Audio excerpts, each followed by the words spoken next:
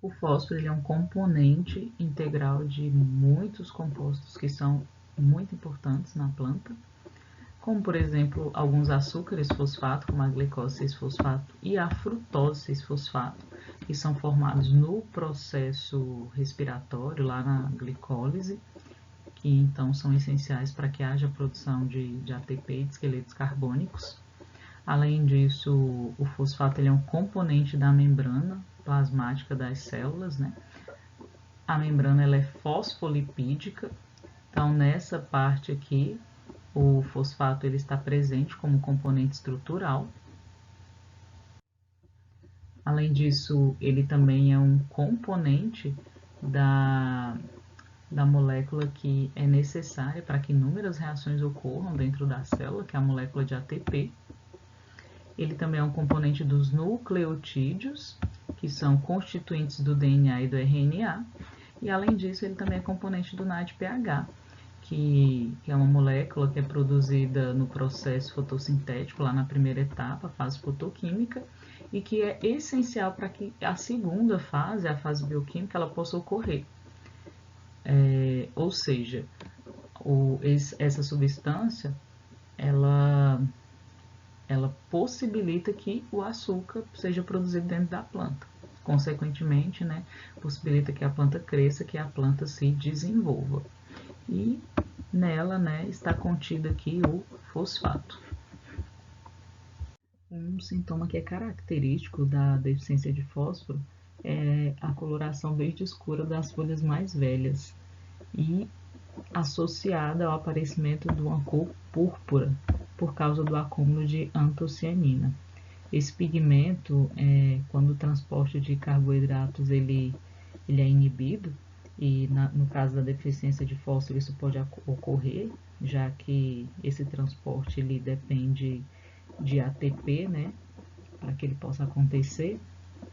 E esse pigmento, então, com essa inibição do transporte de carboidratos e o acúmulo de carboidratos, isso vai favorecer a síntese de antocianina em excesso. E aí ela confere essa coloração arroxeada. Então, plantas com deficiência de fósforo vão exibir, né, esse sintoma. Além disso, ocorre também o amarelecimento da margem da folha, e isso pode evoluir, né, para necrose, e ocorre também redução no crescimento do fruto, bem como redução do crescimento da planta em geral.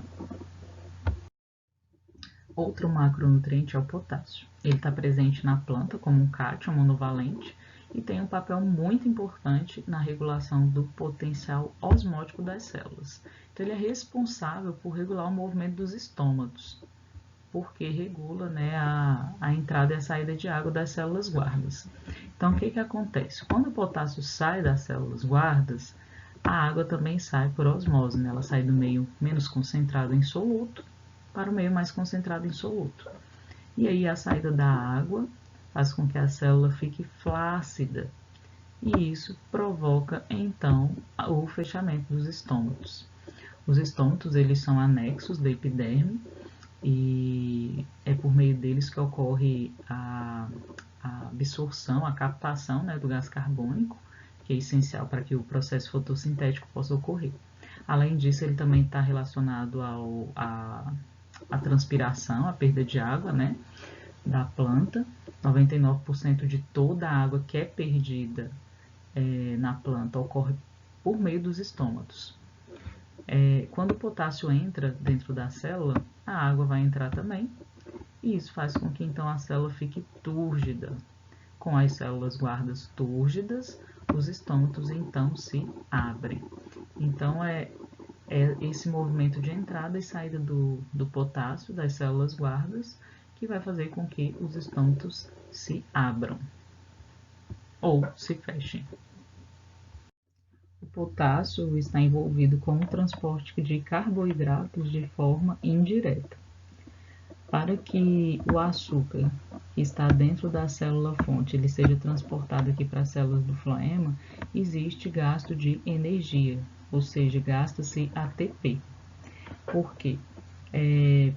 O transporte de açúcares, ele depende dessas bombas de H+, bombas de prótons, e essas bombas, para que elas possam funcionar, para que o H+ seja transportado, essas bombas elas gastam energia na forma de ATP.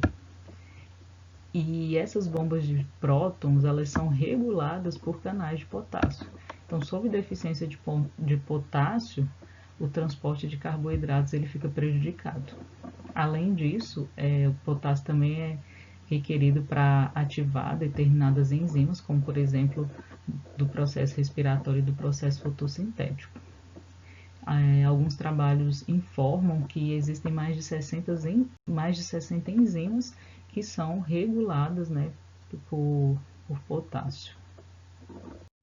Sob deficiência de potássio, o primeiro sintoma que surge é a clorose na margem das folhas, né, o amarelecimento na margem das folhas, que se desenvolve como uma necrose a partir do ápice da folha. E claro que como ele é um nutriente móvel, esse sintoma ele vai aparecer primeiro nas folhas velhas. Além disso, na deficiência de potássio, os frutos eles são menores, eles têm casca fina, eles têm rachaduras e diminui também a produção. Quando se pensa em grãos, os grãos eles têm um enchimento menor e as sementes também têm uma baixa qualidade, os grãos ficam xoxos.